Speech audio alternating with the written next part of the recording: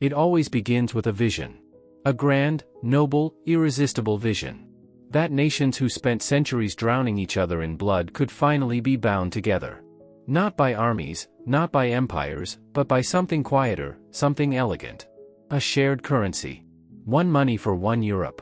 No more borders, no more barriers, no more wars. Just prosperity, unity, and permanent peace. It was the most ambitious monetary experiment in modern history. And the men who built it believed with absolute conviction that they were constructing the foundation of a new civilization. Helmut Kohl, François Mitterrand, Jacques Delors, all of them genuinely believed that the euro would make Europe stronger, richer, and unbreakable. But there was a problem. A structural, mathematical, fundamental problem that economists identified and warned about before a single euro coin was ever minted.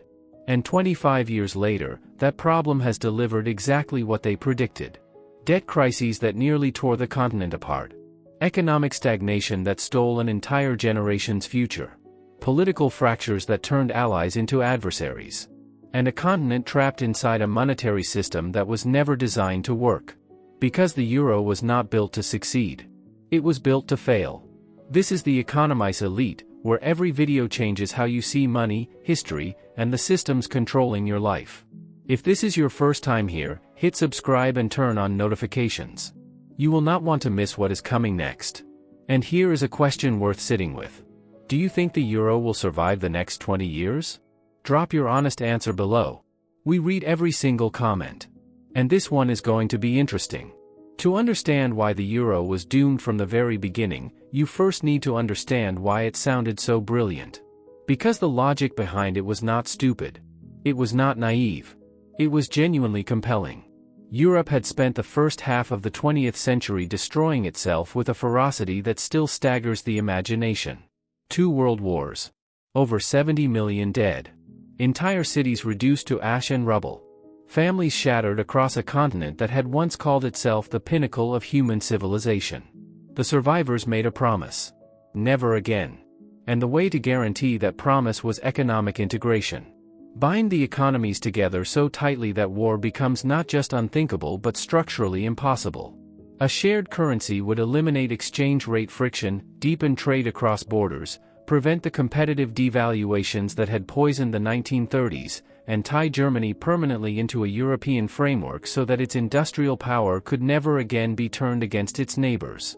After Auschwitz and Dresden and Stalingrad, these were not abstract policy goals debated in comfortable conference rooms. They were matters of civilizational survival. And for a while, the euro seemed to deliver on every single one of them. Trade exploded.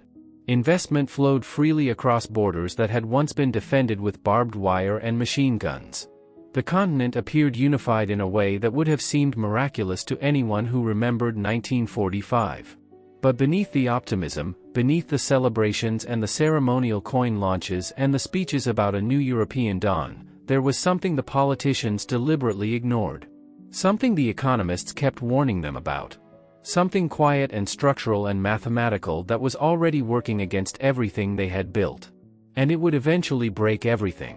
In 1961, a Canadian economist named Robert Mundell published a paper that should have stopped the euro before it ever started. He was not a political ideologue. He was not an enemy of European unity. He was simply a man who understood how currencies work and asked a question that nobody building the euro wanted to answer honestly. When does it make sense for different regions to share a single currency? And his answer was precise and unambiguous. A single currency only works when the economies sharing it are sufficiently similar. Similar productivity levels. Similar inflation rates. Similar business cycles that expand and contract roughly in sync.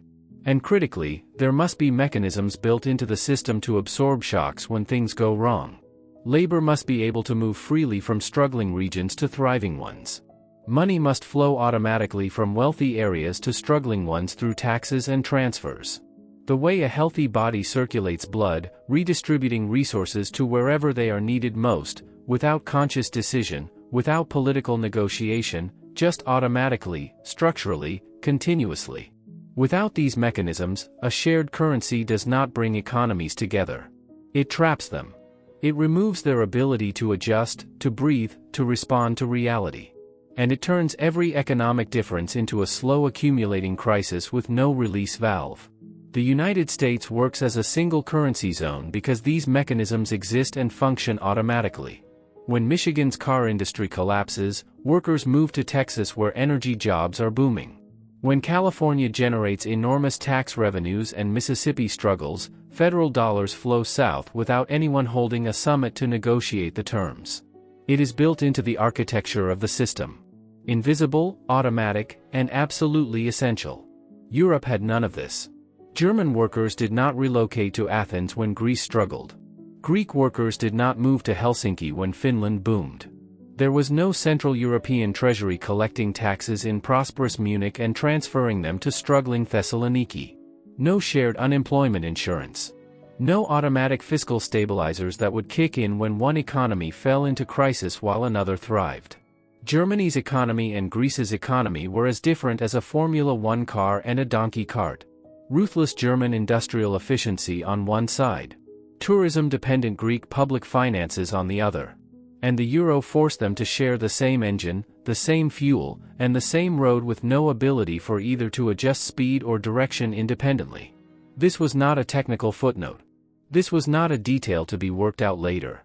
This was the entire foundation of whether a currency union could function.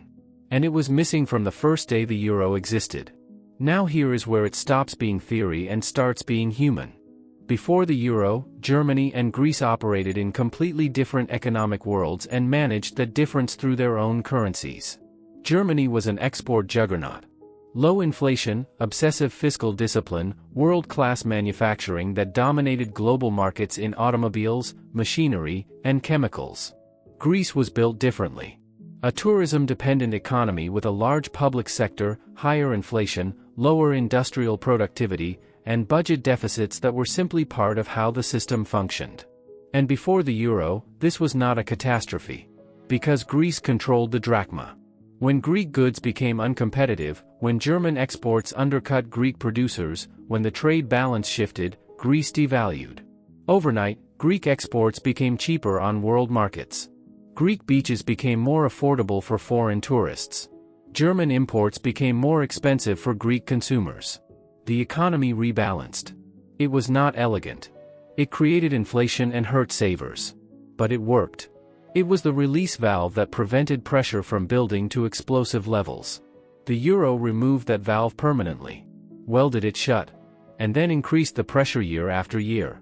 Inside the EuroZone, the euro was weaker than the Deutschmark would have been had Germany kept its own currency. That made German exports cheaper across global markets. German manufacturers thrived. German trade surpluses grew enormous. But for Greece the euro was far stronger than the drachma would ever have been. That made Greek goods expensive and uncompetitive internationally.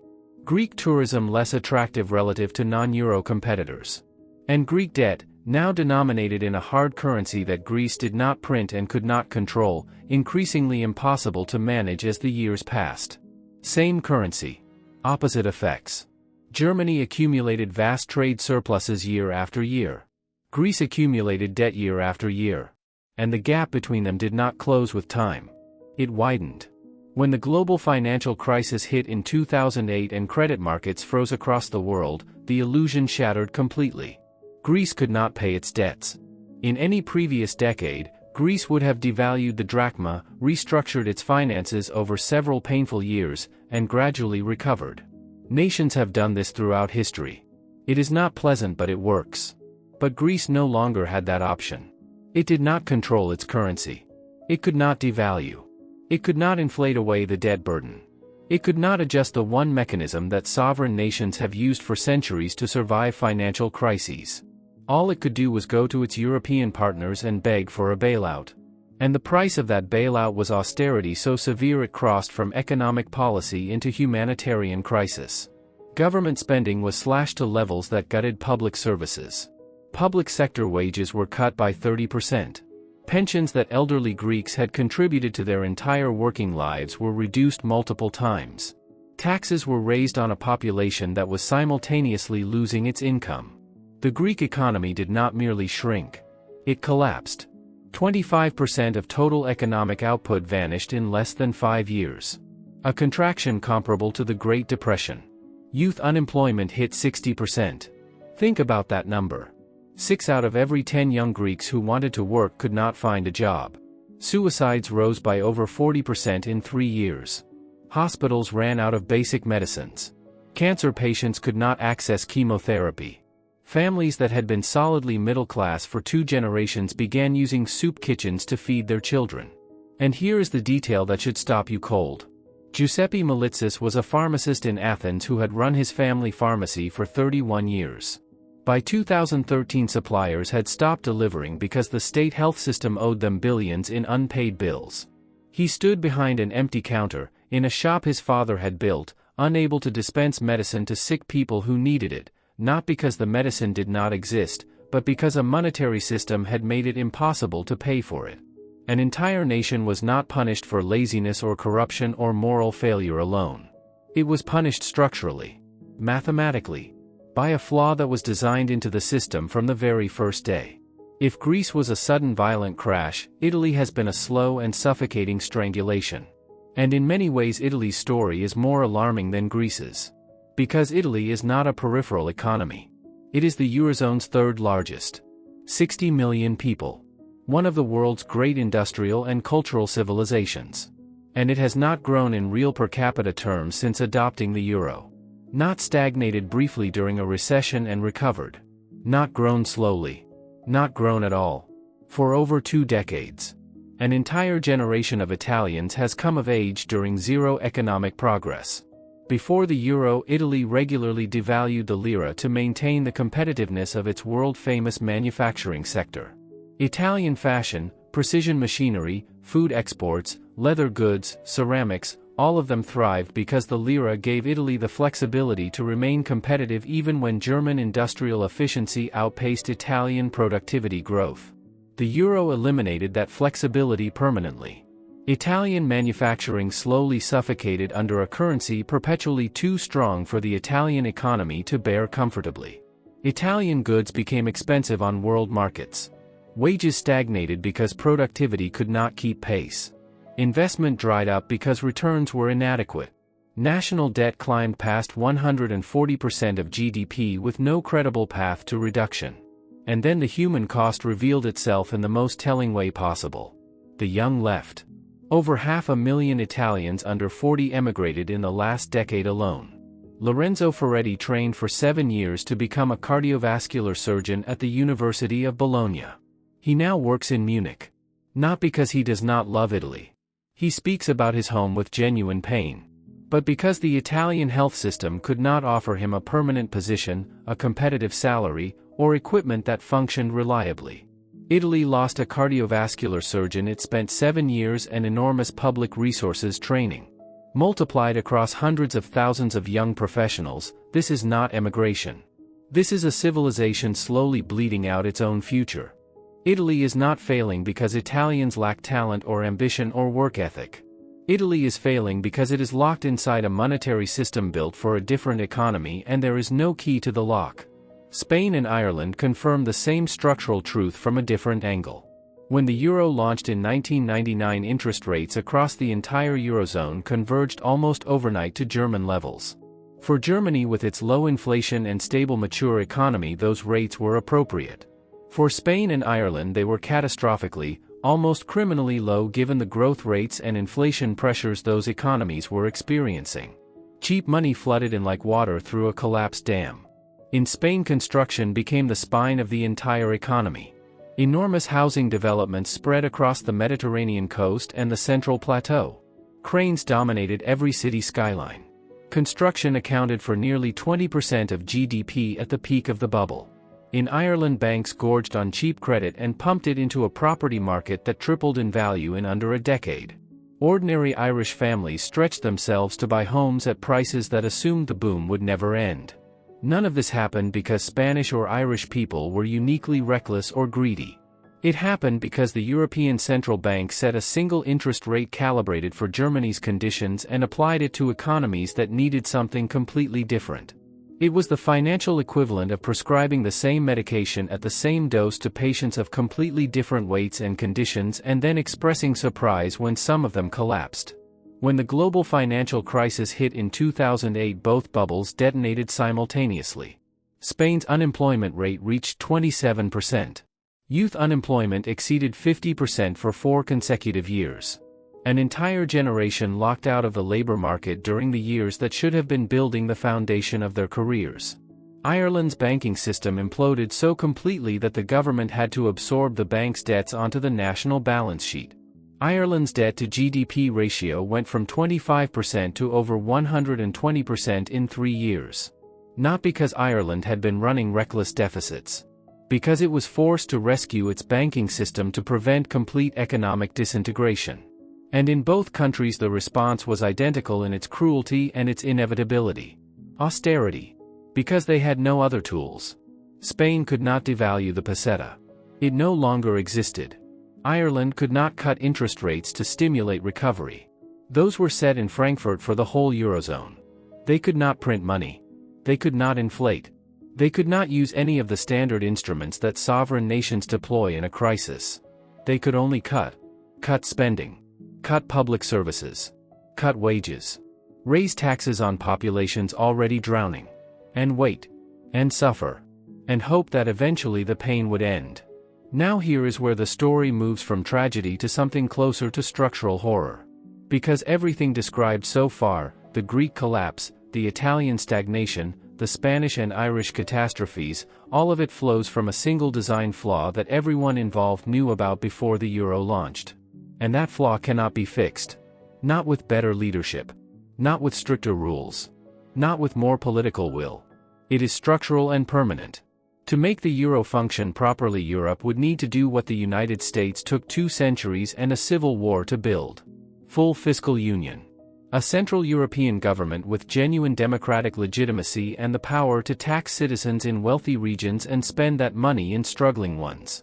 Automatically. Permanently. Without annual negotiations or political crises. The way the American federal government collects taxes in Connecticut and builds highways in Alabama without Connecticut holding a referendum on whether Alabama deserves them. But fiscal union requires political union. And political union requires something that European populations have never demonstrated and consistently rejected when offered the choice. The willingness to see themselves as one people. German taxpayers would need to permanently fund Greek pension systems they have no democratic control over. Dutch workers would need to permanently subsidize Italian unemployment benefits while Italian voters decide how those benefits are structured. Finnish citizens would need to permanently support Portuguese infrastructure projects chosen by Portuguese governments they cannot vote for or remove. This requires a depth of shared identity and mutual solidarity that does not exist.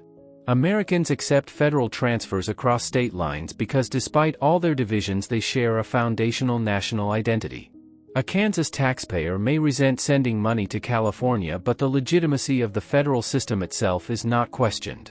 Europeans do not have this. They are French. They are German. They are Italian.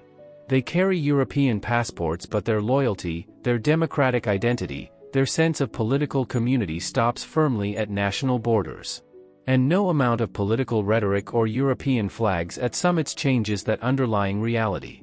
So Europe is trapped in a prison of its own architectural design. Unable to go forward into full union because populations will not accept it. Unable to go backward and dissolve the euro because the financial and economic chaos that would follow is genuinely catastrophic. Banks holding sovereign debt in euros would face immediate solvency crises. Legal disputes over contracts denominated in a currency that no longer exists would fill courts for decades. The redenomination of debts would trigger defaults across the system. So they remain locked together. Bound not by choice or affection or shared vision but by mutual terror of what separation would cost. And here is what almost nobody is saying loudly enough. The breaking point may already be approaching. Because the European Central Bank has been holding this structurally broken system together with measures of increasing desperation. Negative interest rates that punished savers across the continent for years. Quantitative easing programs that purchased over 5 trillion euros in government bonds, effectively allowing governments to borrow at rates that bore no relationship to their actual fiscal condition. Emergency pandemic programs that shattered even the pretense of the rules supposedly governing ECB bond purchases. Each intervention larger than the last. Each one bending the rules further. Each one buying time without fixing anything. Italy's debt now exceeds 150% of GDP. Greece's exceeds 200%. France has not balanced its budget in 50 years. And interest rates, after a decade near zero, have risen sharply, meaning the cost of servicing all this debt is climbing precisely when the economies carrying that debt can least afford it. The painkillers are becoming less effective. The doses required to suppress the symptoms are becoming larger. And there is no treatment plan. Only the hope that the crisis can be indefinitely postponed. Meanwhile, the political consequences are remaking the continent in ways that cannot be undone. Eurosceptic parties have moved from the fringes to the centers of power across Europe. In Italy, in France, in Germany, in the Netherlands, in Sweden, in Austria, in Hungary, the pattern repeats. Populations that were promised prosperity and received stagnation. Populations that were promised unity and received austerity dictated by distant institutions they did not elect and cannot remove. Britain saw this trajectory clearly enough and chose to leave. Brexit was painful and chaotic and economically costly in its own ways. But it was a rational response to a rational assessment. The trap was visible. The door was still open. Britain walked through it. Whether that was wisdom or folly will be debated for generations. But the impulse behind it, the sense that the European monetary framework was a system that could not be reformed and would not stop extracting costs, was not irrational. The euro did not unite Europe. It divided it along new fault lines that cut deeper than the old ones because they are economic rather than merely cultural or political. Creditor nations against debtor nations. The disciplined North against the struggling South. Countries that benefited from the euro structure against countries slowly destroyed by it. All of them locked in a relationship that cannot be dissolved without catastrophic pain and cannot be continued without ongoing damage. The architects of the euro knew. That is the part that transforms this from tragedy into something darker. They were warned with extraordinary clarity by some of the finest economic minds of the 20th century. Robert Mundell identified the missing foundations in 1961. Martin Feldstein wrote in 1997 that the euro would generate conflict rather than cooperation and that the economic divergence it produced would eventually threaten European stability itself. Milton Friedman predicted in 2001 that the euro would not survive its first serious economic crisis. These were not partisan critics or political enemies of European integration. They were economists describing cause and effect, pointing out that the structural requirements for a successful currency union were absent and that their absence would eventually produce predictable consequences. And the architects heard them. And proceeded anyway. Because they believed something that politicians always believe when economic logic conflicts with political ambition. That will is stronger than structure. That commitment can override mathematics. That the desire for a particular outcome is sufficient to produce it regardless of whether the underlying conditions support it. It is not. It never has been. Economics is not moved by sincerity or determination or the nobility of intentions. It responds to incentives, structures, and the fundamental compatibility or incompatibility of the systems being forced together. And the euro systems were incompatible. Written into the design from the beginning. Visible to anyone who looked honestly at what Mundell had described 4 decades earlier. The euro did not fail because of the 2008 financial crisis. That crisis revealed the failure. It did not create it. The euro did not fail because of Greek corruption or Italian inefficiency or Irish recklessness, though all of those things existed. It failed because it was built without the foundations that make a currency union survivable when reality arrives. It was built on political hope in the place where economic architecture should have been. And hope, no matter how sincere, no matter how nobly motivated, cannot hold together what economic law pulls apart. 25 years after the first euro coins entered circulation, a quarter century of evidence has accumulated. A generation of young Europeans in the South who have never known real economic growth. Countries locked in debt spirals with no credible exit. Political systems fracturing under promises that cannot be kept without a fiscal union that populations will not accept. A monetary union held together not by success or shared prosperity or genuine solidarity but by the collective fear of what its dissolution would cost. That is not a triumph of European civilization. That is the most expensive monetary mistake in modern history. Still running. Still accumulating costs. Still waiting for the reckoning that the architects were warned about before it began. If this changed how you see Europe's future, hit subscribe. Because next week we are revealing which country is most likely to be first to leave the euro, how it could happen, and why it might trigger the largest financial crisis since 1929. The economic elite. History has the answers. I will show you where to look. Thanks for watching.